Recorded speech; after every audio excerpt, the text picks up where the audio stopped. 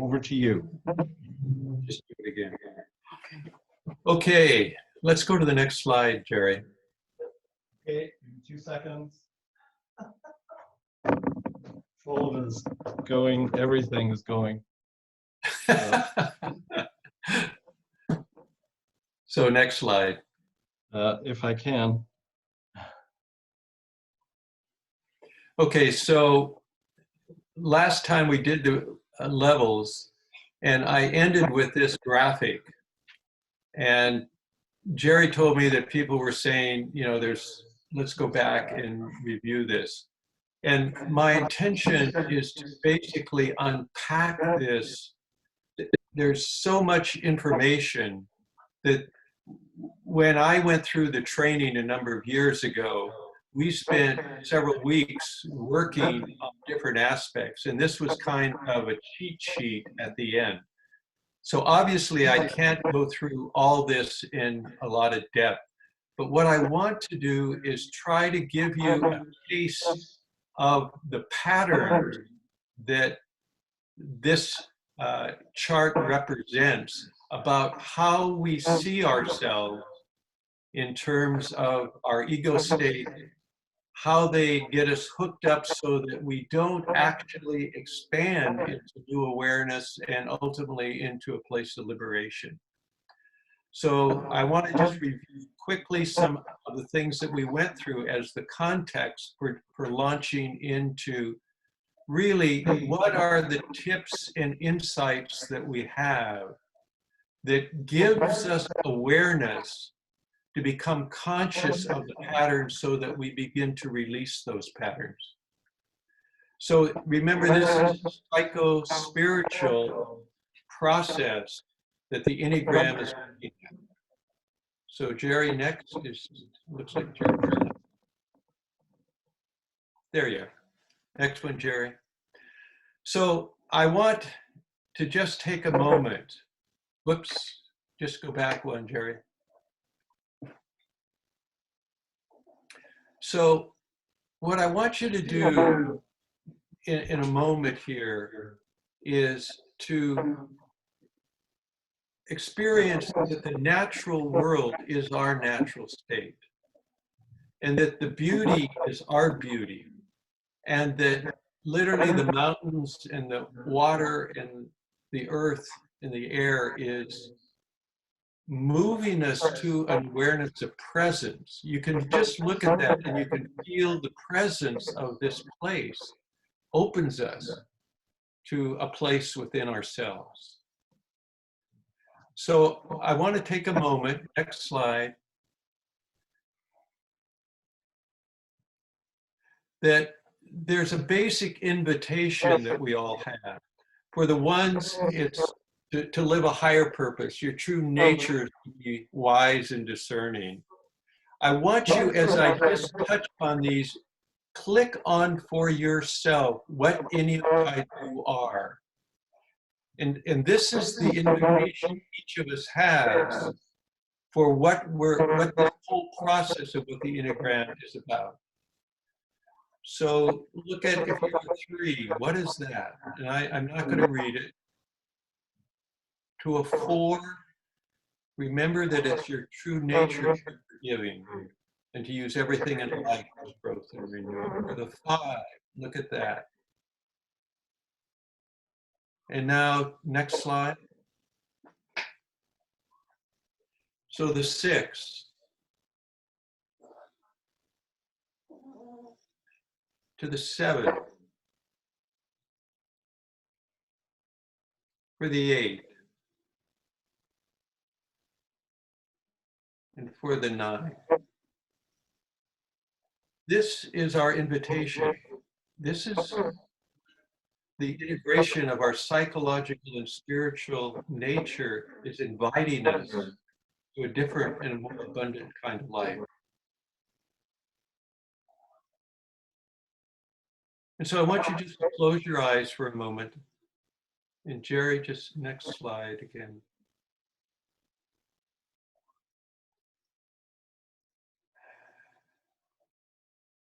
This is our invitation. the information that you're going to get here is helpful, but it's really something will touch you as we move through the various aspects of what it is to develop and move through a different place toward liberation in our lives. And I want you just to take that statement, that invitation, and just hold it in your heart. Your true nature. Mine is to be wise and discerning. That out of that, an abundance of experience, of being in the moment, of being happy, of being aware, of having joy in life. Each of these invitations is to open this connection. And so just ask within yourself, just let any of the things that are talked about or you see today that aren't right for you in this moment in your life to roll away. And that whatever needs to come to you in this conversation will open you to another step for yourself. And give gratitude that we're all here together and we're encouraging that for each other. This is one of many paths, but it's a helpful one because you're present here with it right now. And so it is. Next slide, Jerry. Okay, so David, I'm getting feedback that your audio is going wobbly. So I might suggest you, if you can turn off your own video, you know, the stop video where it doesn't show you live. Okay. Just go to photo if you can. Yeah. It might help the sound. So does that help? Cut it off. I'll have to hear back from others. I'm hearing you fine, but some people are chatting, they're sending me messages. Okay. Yeah. Am I still wobbly then out there? Someone is going to have to let me know. Okay. It's better now. Okay, so that's okay. Probably helped. Yeah, your bandwidth is thin. All right, so next slide. Oh no, not now. Come on. Oh, geez. Okay. Now it's not letting me move the slides. Hang on a sec. Let me try again.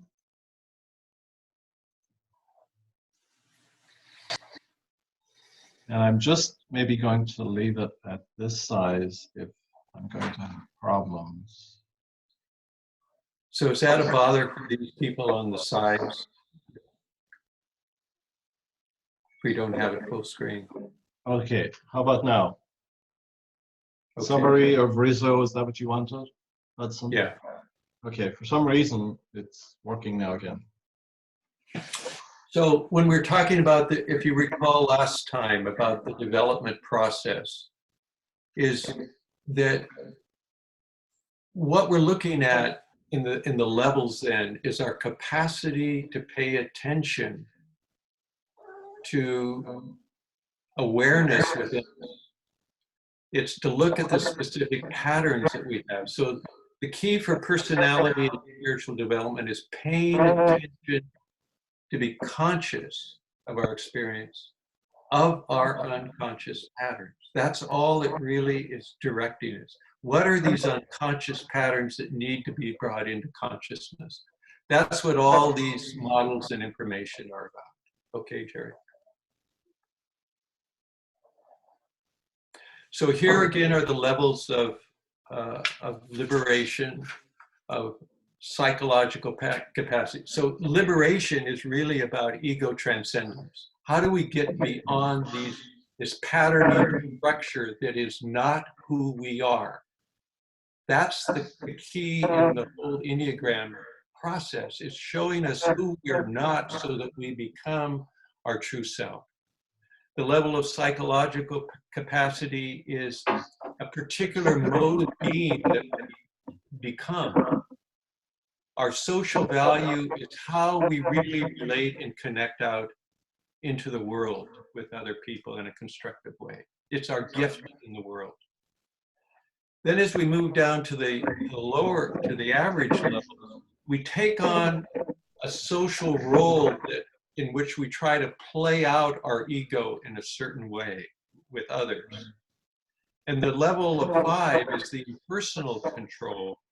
It's wanting to control our environment, and it's about manipulation and being defended with ourselves and with others. The level of overcompensation is where ego inflation, we try to puff ourselves up, try to be more than we are to other people. And then as we drop down into the unhealthy, we get into this place where we begin to violate ourselves and others. We can become abusive and devaluing, and it's really the beginning of serious pathology that begins to rise in us. And the level of 8 is the delusion and compulsion. We're really out of control, and the pathological destructiveness, that's where often death and severe alcohol and drug addiction and all those kinds of things takes one down. Now, the important thing is that these represent different patterning in our life. And we can drop down into unhealthy and we can go up into healthy, but we trick ourselves by believing we're ultimately in the healthy when we're generally in the average, and we're moving up and down the levels. Okay, next.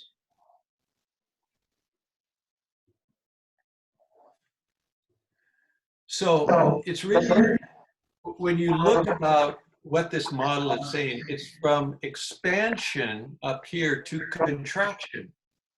That we come into the world as little babies, basically expanded, and we begin to take on patterns that narrow us down and contract us some way. So what we're looking at is what is the level of contraction that holds us, and how do we begin to release it so that we move back into that place of healthy liberation, okay? Next.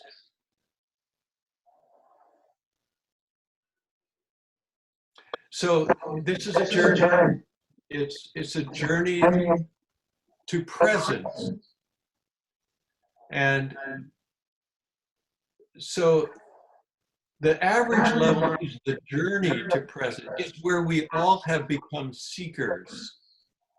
And over the years, I've followed many different traditions and ways seeking this movement into presence. So the levels 2 and 3 is the journey with presence. You're starting to experience it. You're starting to know what this reality can be potential for you as you move into actually living in presence. Okay, next.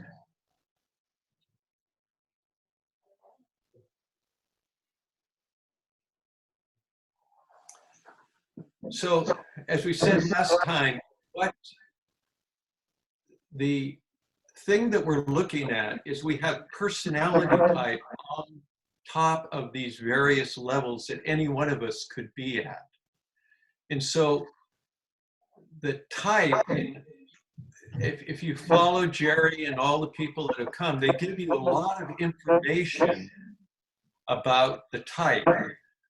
What Riso and Hudson had is that the type gives you understanding and perception about what level you're at, because you have different behaviors, attitudes at these different levels along with your type. It amplifies type until the type gets clearer and clearer.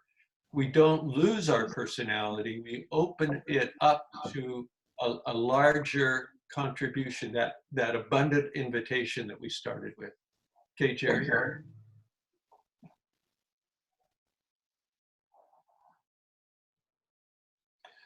So just click through this, Jerry. It's the model here we had last time. Keep going.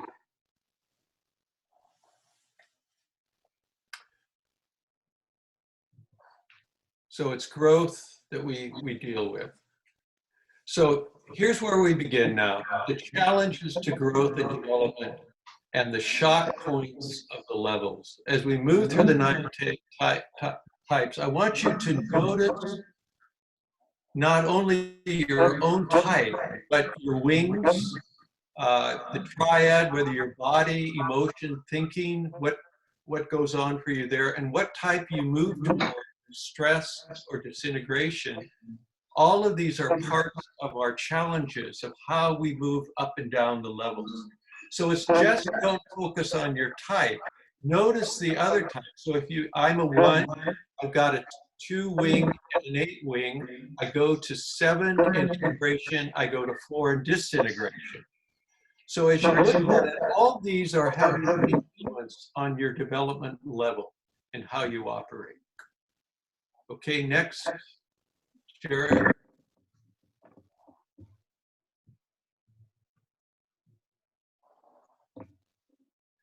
So if there's any one thing to start observing, because remember what I said last time, is that the key of the awareness is being able to observe what is going on. So what the Enneagram gives us is a lot of little keys to be aware of. So no matter what type you are, these become kind of basic issues and problem areas that we all have. And I remind you again, you know, as a 1, I have this valuing, judging, condemning of myself and others. But as a 2, I also give value away to others.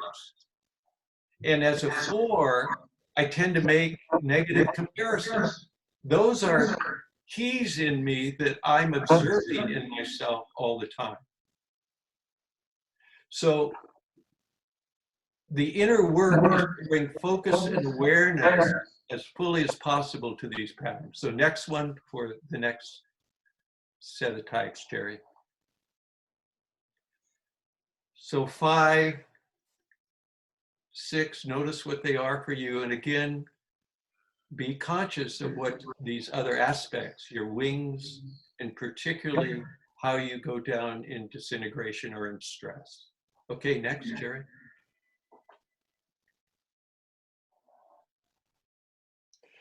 So this is a difficult slide, but an important one. That you, as a type, we identify powerfully with certain aspects. And there's certain resistances that we have to that. So for example, my superego as a 1 creates this capacity to evaluate, compare, and discern all kinds of things. I'm always out because I have a big radar. But I resist the basic ego-based tension in me. So in the body types, it's anger. The 1 turns the anger to itself. I turn anger toward myself. The 8 just sublimates anger, doesn't think they're aware of it. The 9, excuse me. The 8 then projects anger. They love to put the anger out. So mine is a tension that holds me. So the way I compensate is my self-image. So I want to be reasonable, sensible, objective, all those kinds of things. So as you look at your type now, look at how you identify, and then where is your resistance? And then most importantly, what's the self-image you put out to try to compensate for that?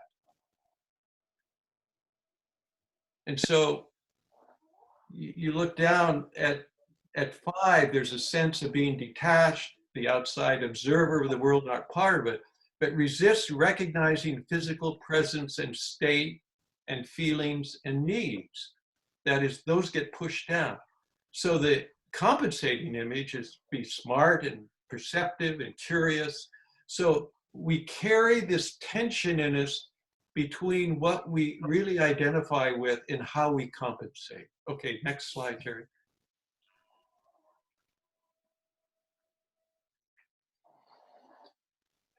And again, be aware of those other elements of your wings, of your movement in stress. You know, for me, the 9, I want that inner disengagement from intense impulses and feelings. So I resist recognizing my own strength and capacity in some ways. All these tend to show up, these images that we hold when we're with different people. Okay, Jerry, next. I'm letting you just move through these without having to describe them all so that you catch them. Okay, here's a basic element that really gets hooked back into our early childhood. And this is the unconscious message that we hold until we can bring it forward into our life. So for me, it's not okay to make mistakes. And as a 2-wing, it's not okay to have my own needs. As a 9, it's not okay to assert myself.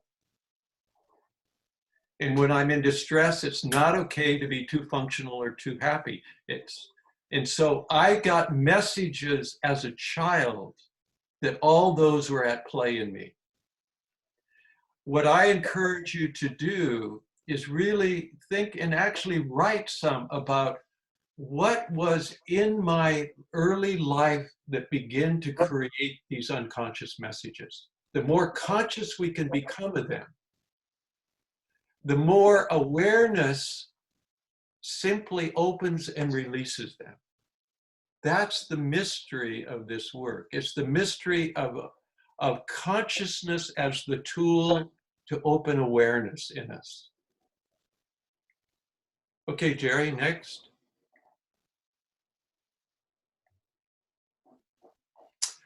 Okay, here's the tough one. The fear is what we've interpreted, particularly in our early childhood. Remember, the interpretation may not be the reality what happened there. My interpretation of my early life, I was unexpected. My sister was 12 years older than I, and I was not wanted. I made the interpretation that somehow the way they kind of emotionally abandoned me. That was my interpretation. So I begin to put, the fear is that I must be bad, corrupt, evil, or defective in some way. And I take and plant that fear in me. So again, as you look at it, my 2 was unworthy of being loved. My 9 was loss of connection, of feeling fragmented in life. Took a long time and a lot of therapy before I could begin to face that. With the 4, when I got really frightened and scared, I didn't feel like I had an identity of personal significance. The process of opening to this is what the healing is about. It's what expands us. Because as we begin to get conscious, they start to be released and we start to expand. And we don't have to be held in place by that fear. Okay, Jerry, next.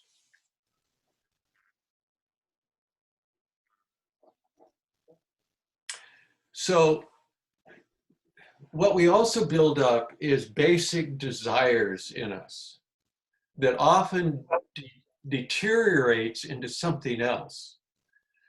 So notice what you're, integrity is about being whole, being complete, And I project that out in the world. I want to have a place of wholeness and integrity and health and dynamics.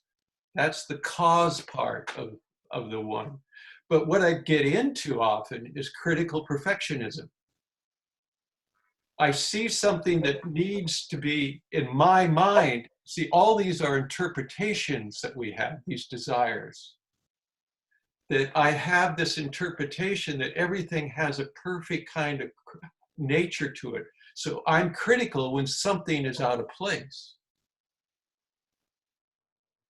I desire to be loved, but it goes into the need to be needed.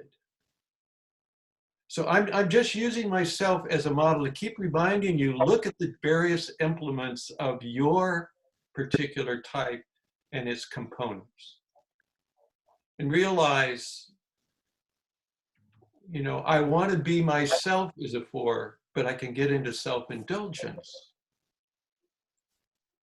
Or I want to have peace, but I neglect that by overworking and pushing myself.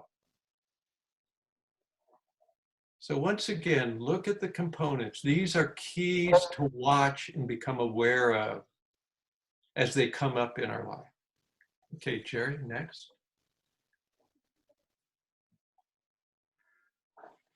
So this is the message that we really want for ourselves. Notice what you want. As a 2, you really want to be wanted. As a 5, your needs are not a problem. For a 6, you're safe. 8, you know, we'll come back and look at some of these things later, but the interesting thing about an 8 is you don't want to be betrayed. Now, you can see that in these comments are issues that probably occurred for you in childhood, that you didn't get clear from the environment or your parents or a mentor that this is who you are. Okay, Jerry.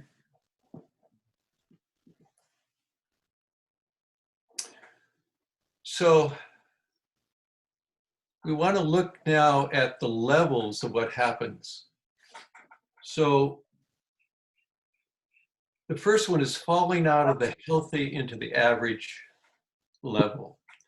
And you're right at the cusp, and you've been working at it, and you get into that healthy level, and there's the feeling of us. So here, there's feelings on the left here, the feeling of sense, etc.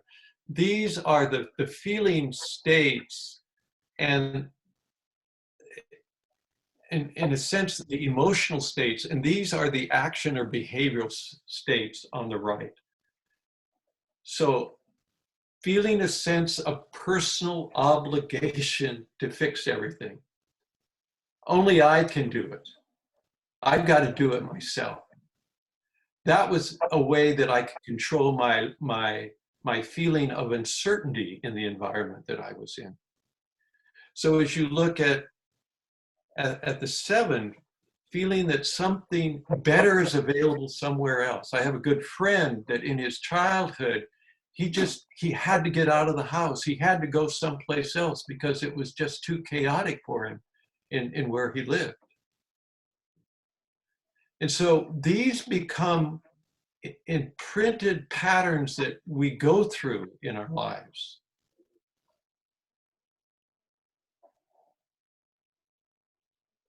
And again, notice the combination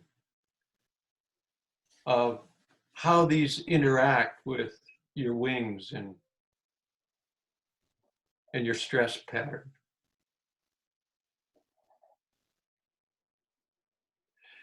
And I hope as you're going through it, you're getting some feelings that's starting to come up. I want to thank Jerry for having me come back to do this again, because I've worked with this material over 25 years or so, began reading and then went through trainings and worked with clients and brought it into therapy when I was in therapy. I find that having gone through this all myself, there's tears, there's feelings of pain, there's regret, there's guilt, but also there's a sense of relief as I'm getting more conscious of what those patterns still are at work in me. So be conscious of your feelings as we're also triggering on these things. Okay, next slide.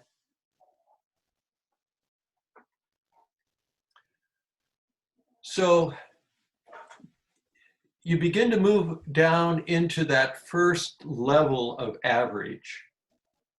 And the social role is how we try to manipulate others by what and how. That is, the ego is saying, I got to be careful in the world given these other things that occurred to me early on in my life that still are at work.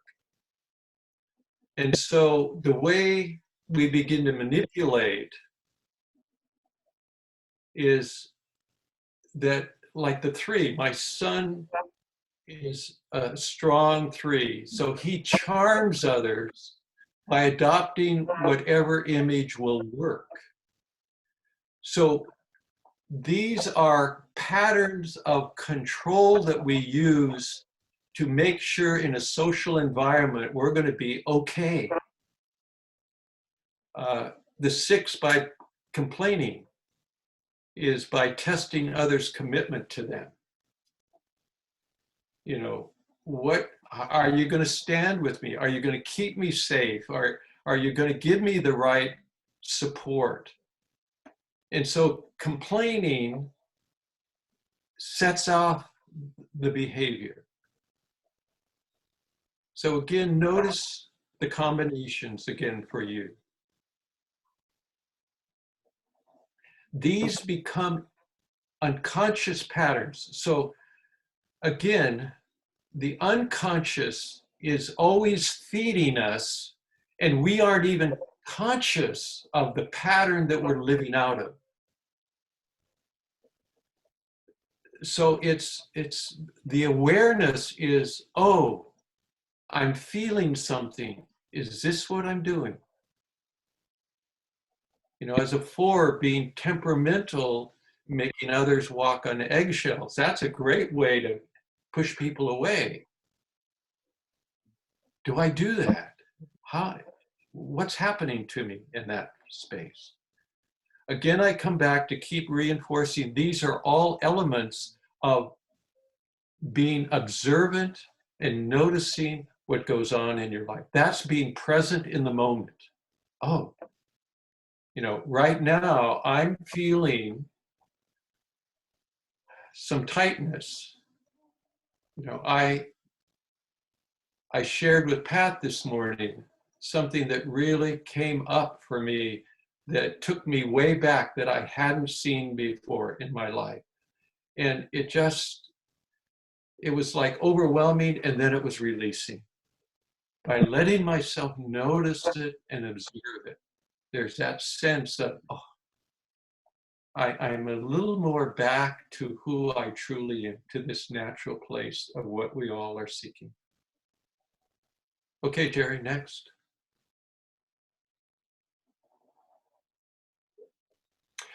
So this is the leaden. This is what we do before we start falling down into the unhealthy. And so what is happening to us at this point is that we become really over-controlling. That is, to protect ourselves, we do unto others before they do unto you. The opposite of the golden rule. I'm gonna control you in some way because, like the 2, fearing that they are unwanted and unloved. When a 2 gets at this level, it makes other people feel unworthy of their generosity or attention. You know, I'm doing all these things for you. What do you, you just don't appreciate any of this. And so there's that tension. See, what we begin to see in all these patterns is that there's a fundamental tension in us in which we're unable to fundamentally relax into ourselves.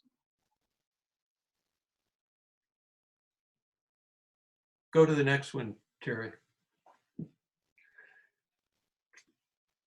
For me, it's hard to face some of these because we all have dropped into some of these at one time or another in our lives.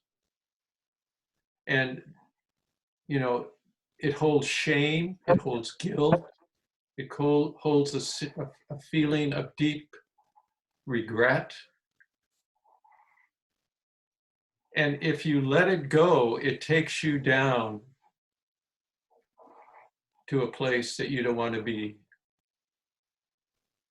anymore. So this is the stopping point. Can I hold on so I don't fall into the unhealthy?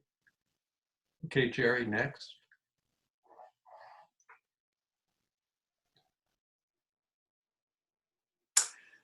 So the red flag. This is falling into the unhealthy range. And this is, you've been in the leaden place where you've tried to hold on and control it so you don't go deeper. You don't even know you're at this level of falling into. And the red flag is when I begin to realize, like the two, that I'm driving friends and loved ones away. That 5, that they are never going to find a place in the world or with others. It's like something begins to shut down in us when the red flag fears start coming up. Go to the next one, Jerry.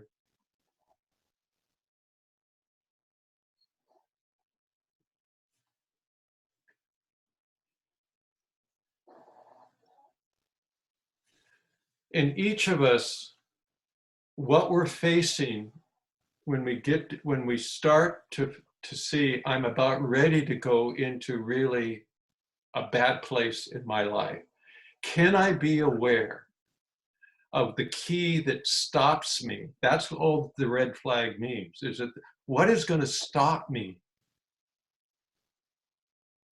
when I, as an 8, begin to feel that others are turning against me and will retaliate? These are about our inner and outer perceptions that have moved the fear to an entirely different level, where we're distorted now.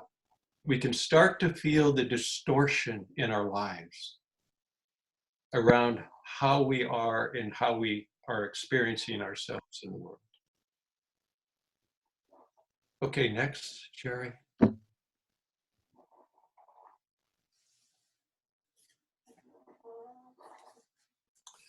Okay, so the directions of disintegration occur where we're in increased stress or uncertainty. So we push the strategy of our own type as far as it can go without deteriorating into a lower level entirely. So it's not improving how our situation is going or getting what we really want.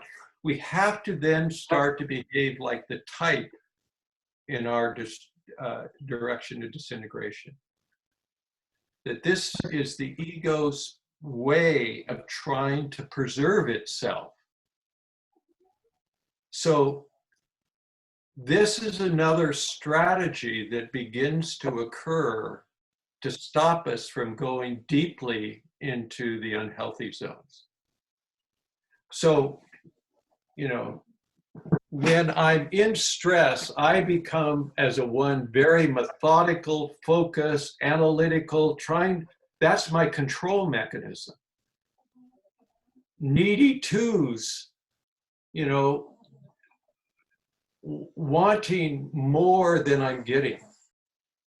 What happens is I become moody and irrational at 4.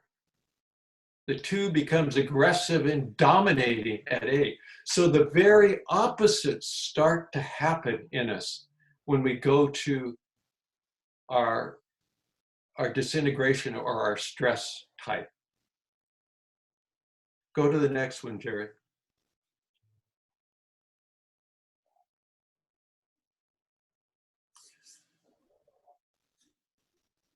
So detached 5s is interesting because the kind of view of a 5 is more introverted. They become more hyperactive and scattered at 7. It's like they seem to be outside of their normal pattern of methodical and detached and clear and smart and all that. And so the negative part of the opposite, like dutiful 6s, I'm going to be really in there, be good and do things, become competitive and arrogant at 3. You know, I know the answer. You're not going to get ahead of me. So part of the cueing here is when we're starting to feel a certain way, taking on our image, the self-confident 8. When I'm in stress as an 8, the secretive and fearful of 5 come out. So the negative. So one of the values is to really look at what your opposite is in disintegration or stress, and look at those negative parts of that type to begin to see, how does this play out in you when you get under stress? So it can be mild stress or very strong stress, but you're going to see that, like Pat will tell me, get out of your moodiness, David. And I have to go back and see, what was that was generating that? What was the stress that brought me into that tension of trying to be so holding of the situation? And that then begins to give me a clue of, oh, I can make a different choice. And that's what all these are about. How do I make a different choice? Okay, Jerry.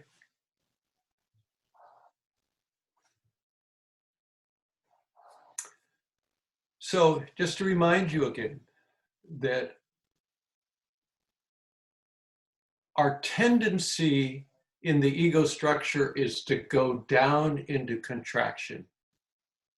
That's our tendency, because that's part of the survival mechanism. But the freedom is to move up into expansion. So any place we are in our lives, it's the choice to begin to open and to expand. That is about observing and then letting go. Not, I see that I'm moody. It's not holding on to that. It's saying, okay, I can make another choice here. I'm going to settle in. What do I need to do to relax because I got overstressed in some way? What was it that overstressed me? What was it that I'm noticing? The noticing is the awareness of consciousness that opens and lets the expansion happen, and we automatically begin to let it go. That's the beauty of this. Okay, Jerry.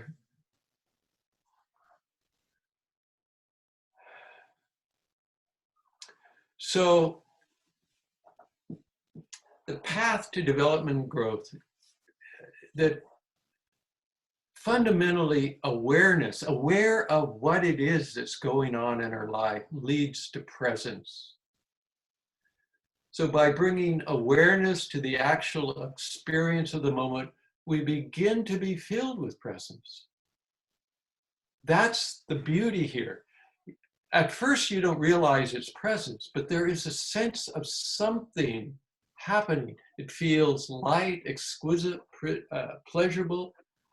It can take on many different qualities, but you notice then there's something else at work within you.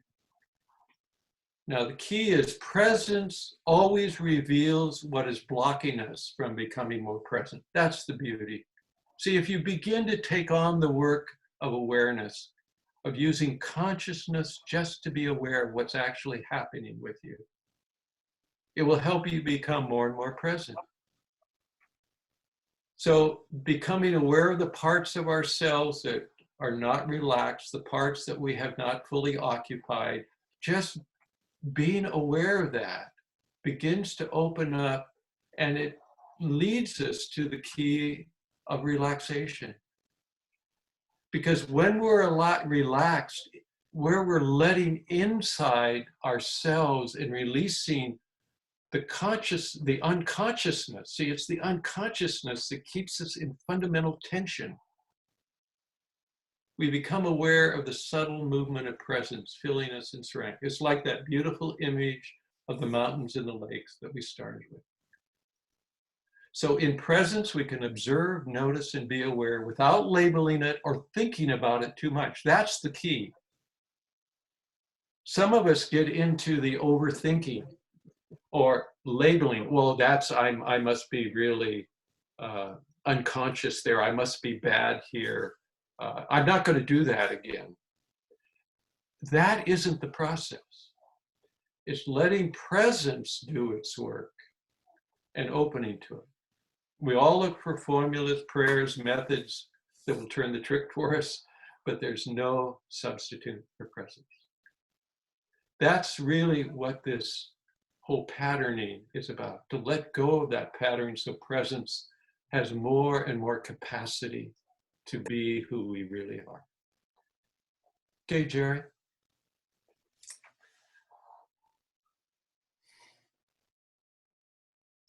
So the essential qualities of presence you can see here. These are the qualities that are our base as a type, our root type is like the four, the true identity, depth, intimacy, beauty that comes for us in all of this. Just notice your type. This is what sense of presence will be expressing in and through you more and more and more. Many of you already have these. Many of you have gone on the path a long time. So being interested in the Enneagram right now may be just giving you a little more insight to move this forward. Okay, Jerry.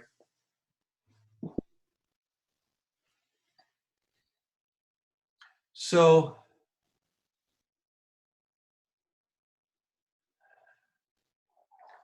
the movement in the direction of integration requires a choice. So what I was saying before, when I see something in my life that is the result of this fundamental set of tensions within me, will I choose to open and let go and make a different choice in my life?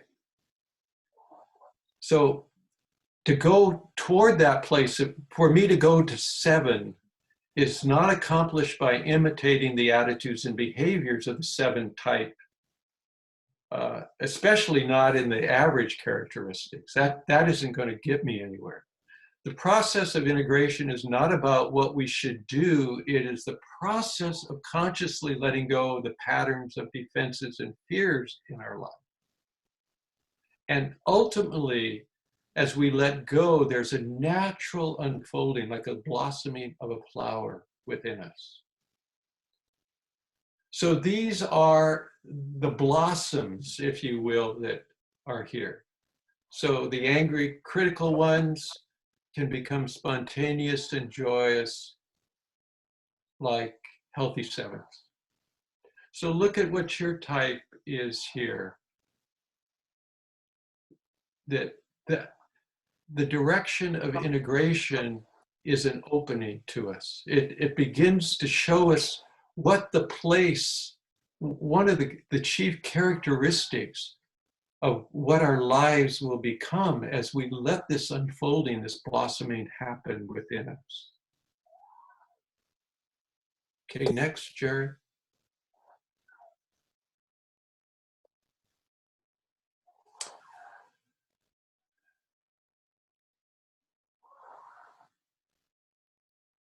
So again, you know, go to the direction of integration and what that is, like the 6. Go to the healthy 9 and look at what those characteristics are. They give you a more awareness of what the choice is in you. You know, I felt really badly this morning. I felt hurt. I felt grief. It's the choice then to go to this other place.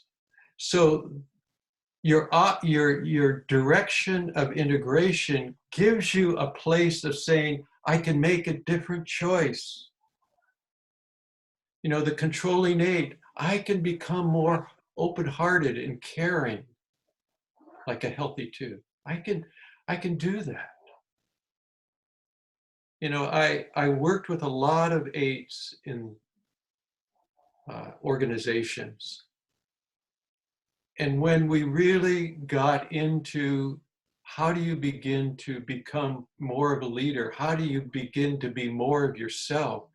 To come to being an open-hearted and caring person, as they really took that on, transformed them and transformed how they led, because they didn't have to control anymore, which was creating such incredible stress in their lives. Okay, Jerry.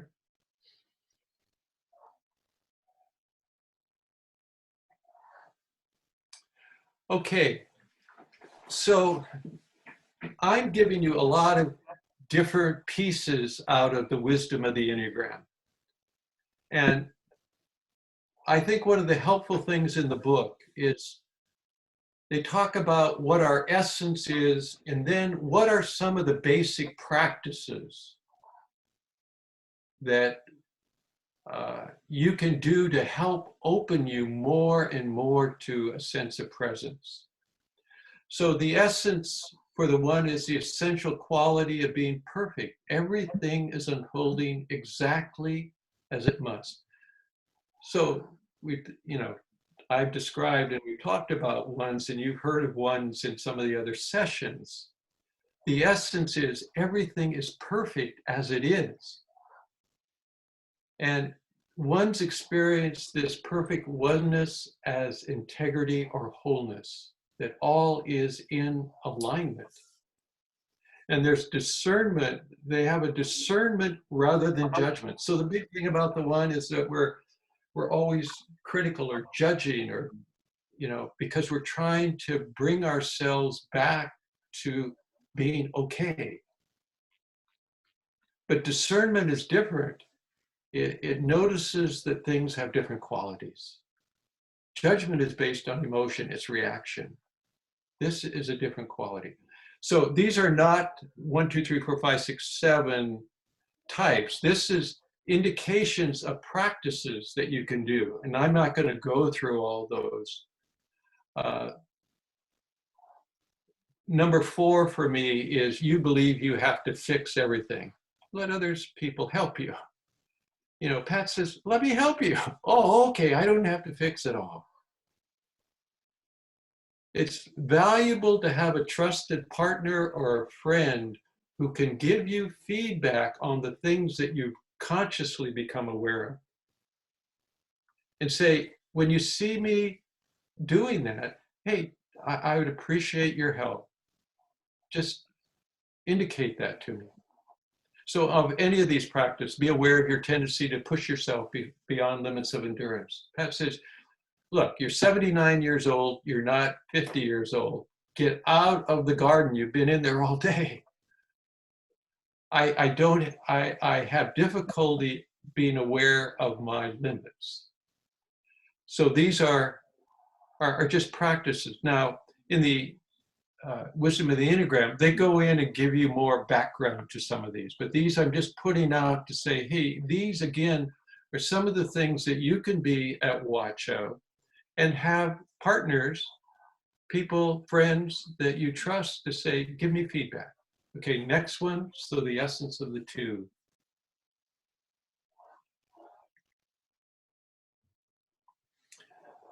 So for the two, it's to recognize the presence of love in themselves and others, and that the nature of unconditional love and the omnipresence of love. And this brings true freedom for them. And there's some other things here. It's a major healing when twos realize no matter how many self-sacrifices they make for others, it will not get them the love that they can only give themselves. So the two, the essence of the two is in their loving themselves, there's a natural loving out into the world. Again, several practices here. One, do not be concerned about what others think of you, and particularly aware of trying to win everyone over. Focus on doing the best for someone and let it go at that. So part of the issue of the two is that, you know, by being of service, of helping, of, you know, giving outward, you know, you're going to win a person over to like you, to want you, to love you. That's the trap of the two. Number four, their twos tend to give too much and then regret it. So you got to be brutally honest with yourself about your motives for helping others. And you've got to learn to doubt your own rationales. That is, well, I'm doing this because, is that really true? Is that really true? And that's the key for the two. Is this really true, what I'm doing? Is this really from my heart? Am I trying to win somebody over? Okay, essence of the three, Jerry.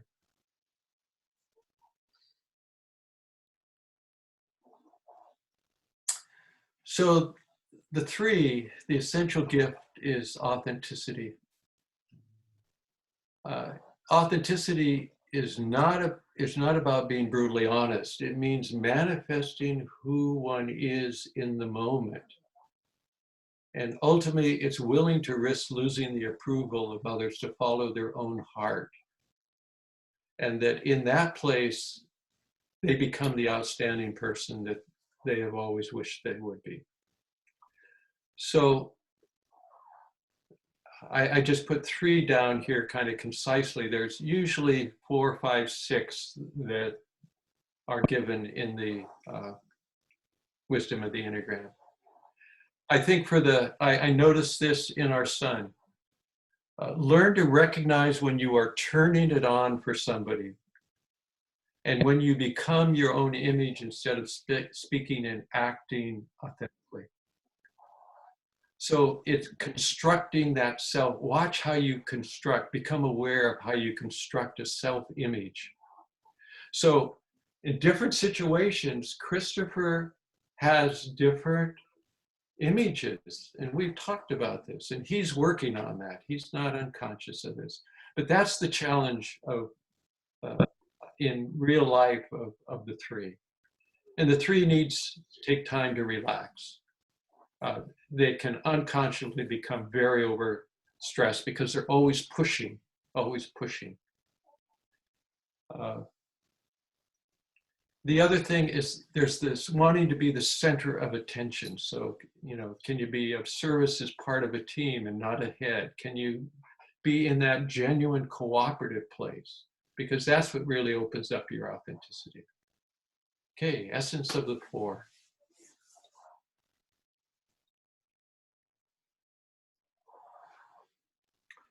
So the 4 is the beauty of the 4 is that the spiritual work doesn't mean having a fantasy, making a fantasy life into a snapshot that's framed and hung on the wall. It's really this essential quality, which is this divine creativity and representation of how flow happens. The sadness of the four, if you recall, is as a child, they were exuberant.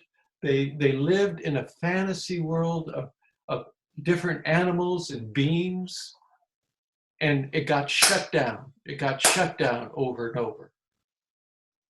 And so the only place they had is that they had to go back into their own inner world and create a fantasy life that let them live out what they couldn't live out as a child.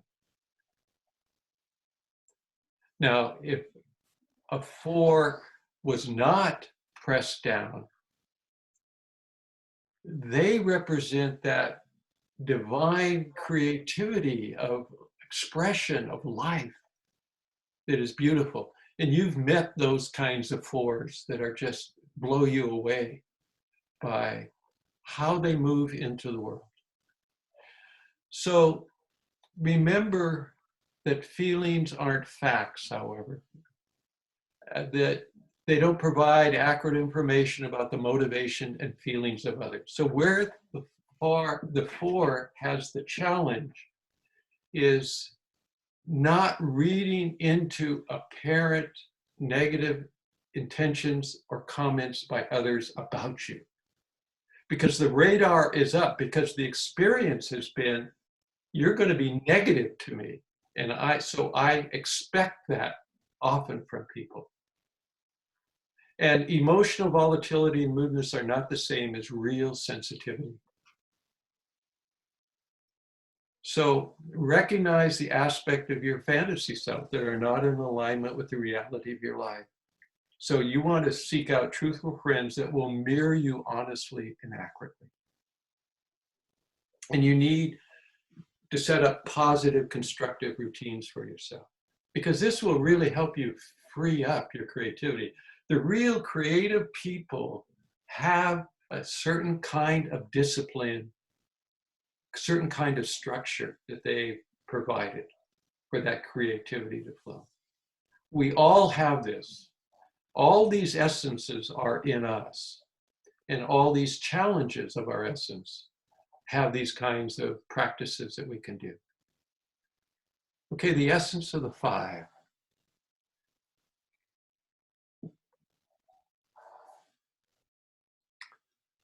So the five, there's a fundamental drive for knowledge and mastery. Liberated fives remember the spaciousness and clarity of the divine mind, the shining void, the quiet vastness from which everything arises, including knowledge and creativity. You know, there's no fear in the liberated fives of reality because they're participating in it. They embody it. So as we move toward that essence as a five, remember that the mind is the clearest, most powerful when it is quiet. The challenge of the five is that nonstop internal commentary on all your experiences. So the practice is connect to your physical sensations that will help to quiet the mind. Use your body. You almost don't feel you need a body at times. So do things that wakes up the body, that makes the blood flow. You'll have a sharper mind than for that. When afraid or vulnerable, reach out to others. Make your needs known and you will be surprised. Isolation gets you deeper into your own trap. So the challenge is to expand what is the natural part of you, which is that you can see things. You're smart, you know this. One of the things that the wisdom of the Enneagram points out as a practice is risk feeling your grief. Your tendency is to split off your awareness from your pains and your hurts. So you need to have a trusted therapist or friend give you not a pep talk, but simply be able to witness your pain and struggle. Having someone witness to you, that vulnerability, when you can do that, really begins to move you into expansion rather than contraction. The essence of the 6, Jerry.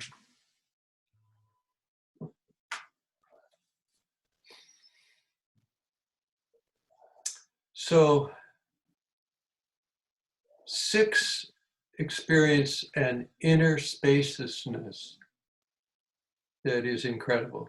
They realize that essence is real and is simply not an idea, and that it is the most powerful, wonderful thing in existence. And faith is their essential quality. It's not a belief, but brings reliable guidance to their life. So 6s are grounded in being in a way that is absolute, because everyone's existence cannot not have it. So in practice then, the challenge here for the 6 is notice how much time you spend trying to figure out how to handle possible futures and problems. Notice how mental activity about the future makes you less effective at the challenges at hand. Quieting the mind through disciplined meditation practices, especially those that focus on the body, will help to clear out the voices in your head. So swimming, running, yoga, anything that moves you into your body, because remember the 5, 6, and 7s are thinking types, so they get caught in their heads, and often the voices in the head. Notice what you trust and how you come to decisions. Notice the people you automatically turn to get advice. You need to turn to what your instincts and heart is telling you to do in the moment, rather than immediately going outside yourself, so that you're cultivating that inward guidance. Okay, the essence of the 7, Jerry.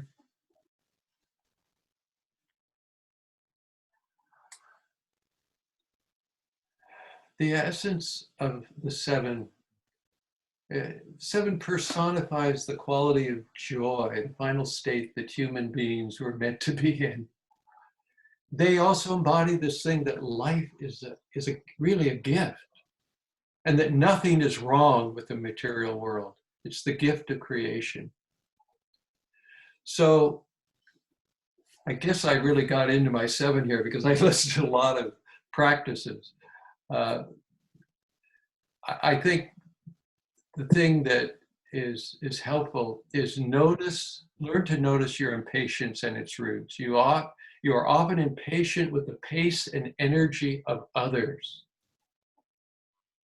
And you have to begin to realize that what you do is you rush on and you become impatient, and there's the process of incomplete learning and acquiring skills. You kind of can move at a superficial level. So part of this is take time to bring your abilities to fruition. Get into some practices that really you commit to, so that over time they deepen you. I think 3 is interesting. Find joy in the ordinary. You tend to seek out heightened realities. You want the extraordinary, the fabulous, the ultimately stimulating. But when you're present to the moment, all experiences can be extraordinary. So what the practice is, focus on alive times where you remember you were at a birth of a child, a wedding, a perfect sunset. These don't make exciting stories that you're telling to others, but they begin to be fulfilling in you. Your life will change as you find what the quality is of this life that you want to embrace and be so joyful in. Again, meditation as a mental type meditation to relax and open up is important. And the last one, observe what happens when you can share your feelings with others without pushing, without demonstrating it to them. So that you are most profound and effective when you are grounded and steady. This is when your joy is genuine. And it's not dependent on stirring the pot. My friend, who's a 7, I've seen over the years how he's come into this place. He's a lot of fun to be with, but there's a genuineness in him now because of his commitments. He's working in the prisons. He's working on a team in the Enneagram that's going into prison and helping them see their patterns and open up. He's made commitments that slowed his life down. So each of us, as we take on the practices, these begin to shape us in a way that brings us to our essence. Okay, the 8 essence, Jerry. So the 8 essence is about vulnerability. In the deepest self, the 8 remembers the simple joy of existence, the exquisite satisfaction of being alive. But what they ultimately bring to us is the real connection to the wellspring of our native instincts that form the fuel we need for transformation. It's that picture that I showed at the beginning. The connection to the natural world, the opening opens us up toward transformation. So the essential core of the 8 is unselfconscious embodiment of the truth and quality of innocence. I think it's not without a sense of not having to look too far that our president, Donald Trump, is a pretty strong 8, and he pretty down the levels. But I would come back to us and say, there's this essence in him. There's this thing that he is trying to unravel in his life. And he's caught in his own pattern, just like we get caught in our own patterns. And so realize as you think about him, as you hear him or read about him, there is the willingness to discover the divine will. There's something, all this is a masking for what he's really seeking in his own essence. And so that can perhaps give us compassion. It doesn't mean we have to agree or not agree, but it is to open our hearts and not be caught in that. So as an 8, you have passion, but are not wanting to let your feelings of vulnerability surface. I mean, you see that in him. I mean, he'll lie simply to cover up a vulnerability. When someone says, we said this before, and now you're saying this, and then he'll say something. You know, this is the big challenge with 8s, is learning to reveal vulnerability. So that people will know that they really care about you. Now, you don't need to wear it on your sleeve, denying you're hurt or acting it out. That is not the solution. It's this openness. Grief work is very helpful in this regard. You need to grieve losses. You've got a tough shell. Perhaps it's time to explore some of the reasons. Obviously, the willingness to be in therapy is important for a tough shell.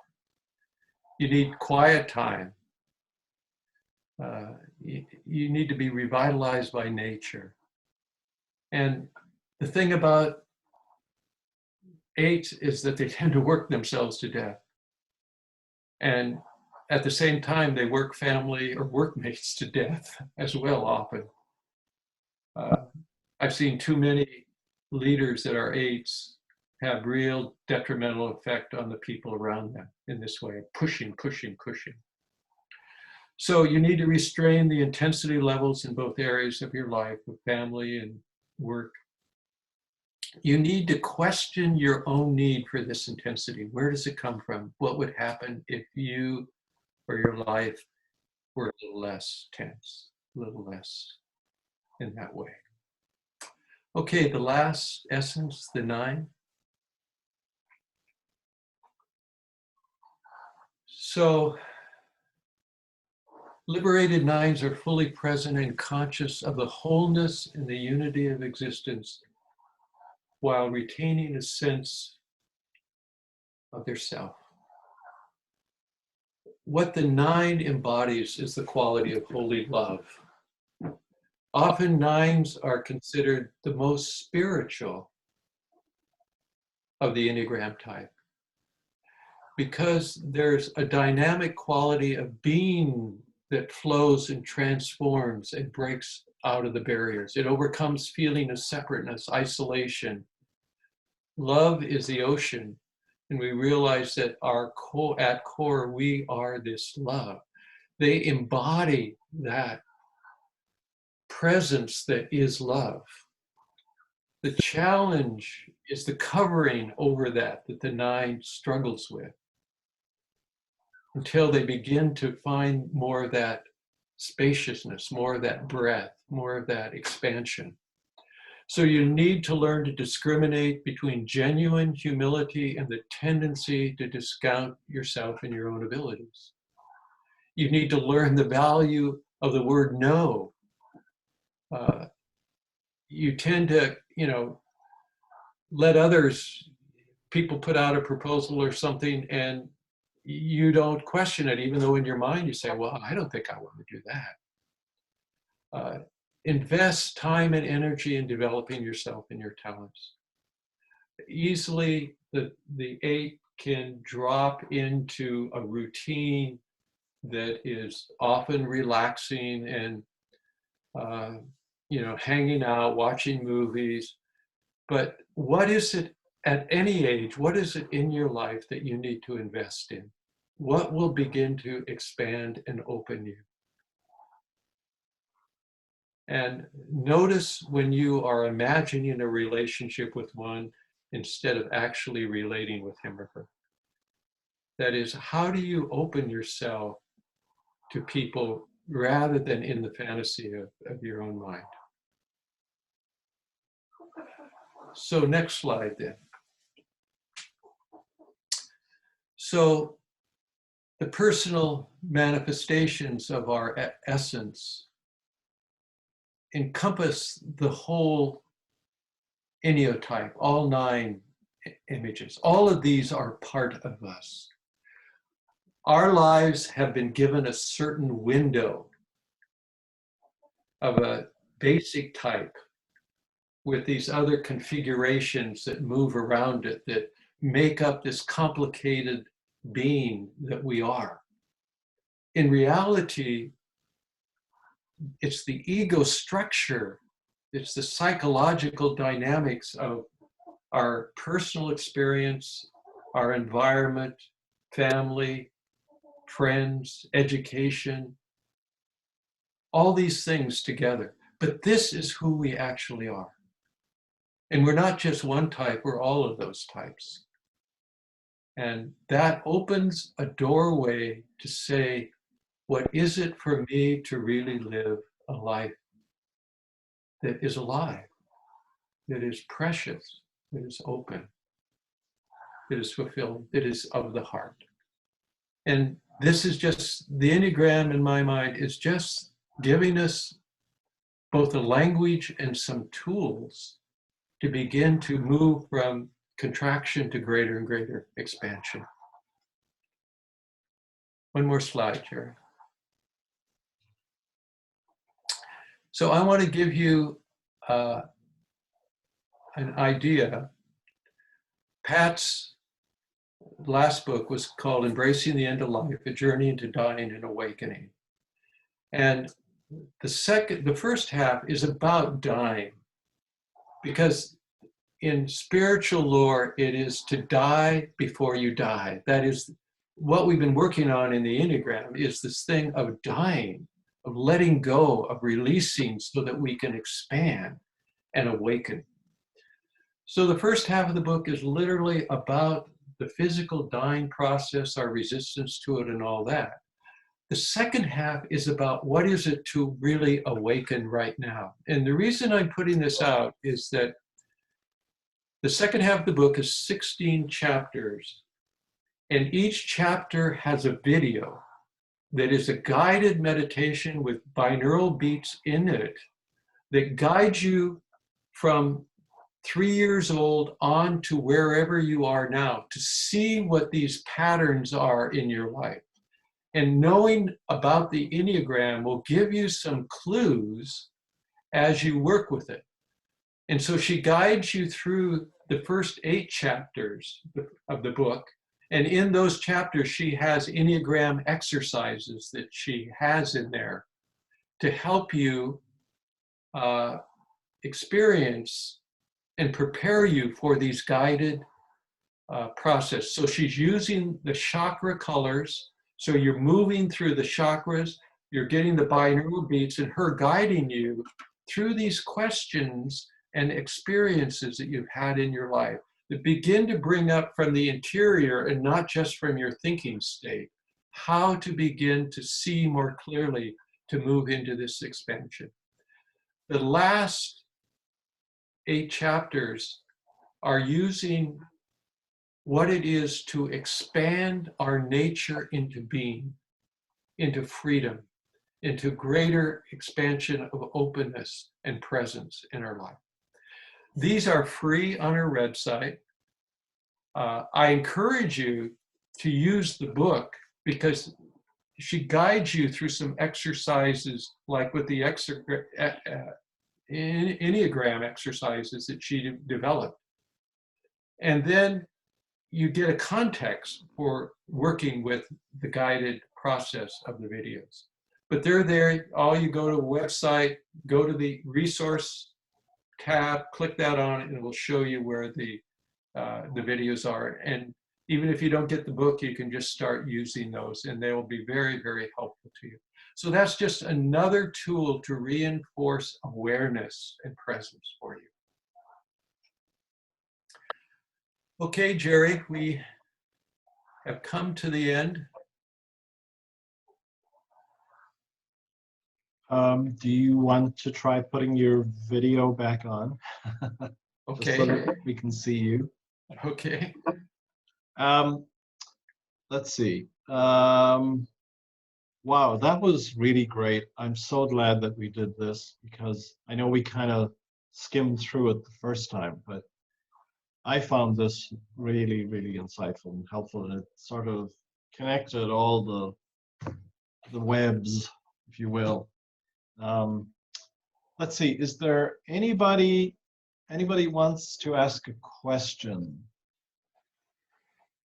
But if you can just put your physical hand up so that I can see. Anybody want to ask a question? Okay, Carly. All right, unmute Carly. There you go. My question actually is Pat's book available at the Unity bookstore? There she is, Leslie, right there. Hi, I almost jumped in ahead of Carly. We have several copies on their way, so probably by the end of this week, yes, it will be. Good. And that I'd like one. Okay. Okay, on reserve. That book is an award-winning book, and it is comprehensive, is all I'm going to say.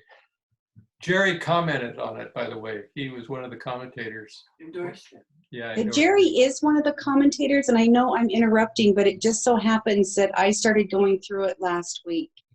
And it's amazing, the spectrum that it covers. Those of you who've known me for a long time know that my late husband passed away in 2012. And I so wish I had had this book in my life at that time for all the facets of the experience. The last year of care, his actual passing, all the time afterwards, and all of the logistics also in the course of it all. And it's just beautifully done. And there's, with all the logistics, there's a foundation of the divine throughout the book. And it's so amazing because I brought the book into my office and the page that I opened it up to was Jerry's contribution. So it was, and that itself is very, very moving. So I do highly recommend it. Okay, and we're over here, Leslie, not over there. You know, I've got the 2 screens, you guys. I didn't realize how that probably looks very strange to everybody else. Yeah, you're looking Okay. at camera. There we go. All right. Anybody There. Anybody else want to make a question or a comment? Okay, and that was great time, David. It's right on the money. So I'm extremely grateful because I know the work that you can look at those PowerPoints and it just tells you the work that went into presenting this. So really appreciate it. And following. David, are you willing to send me PowerPoints again? Yeah.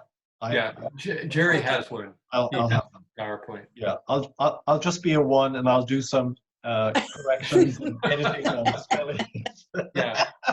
Yeah, Jerry and I are really bosom buddies. Yeah. Well, thank you all. I appreciate being able to share this with you. Thank you. Thank Yeah. you, It David. meant a lot to me. I told Jerry after all the years of working with this and studying and practicing, it just opened up new territory in my life. So I'm grateful that I had the opportunity to be with you. Thank you. Thank you. And I would say the same thing. I learned a lot from Wendy's presentation on the subtypes and your presentation. And I was being a good one. I was allowing others to teach. Good. Do it all myself. Yeah. Okay. Thank you all. All right. God bless Thank you, everybody. David. Wendy is up again next week. Bye, starting everybody. the 3s, 4, 5, 6. Mm-hmm. All right. Thank you. Bye. Thanks. Bye.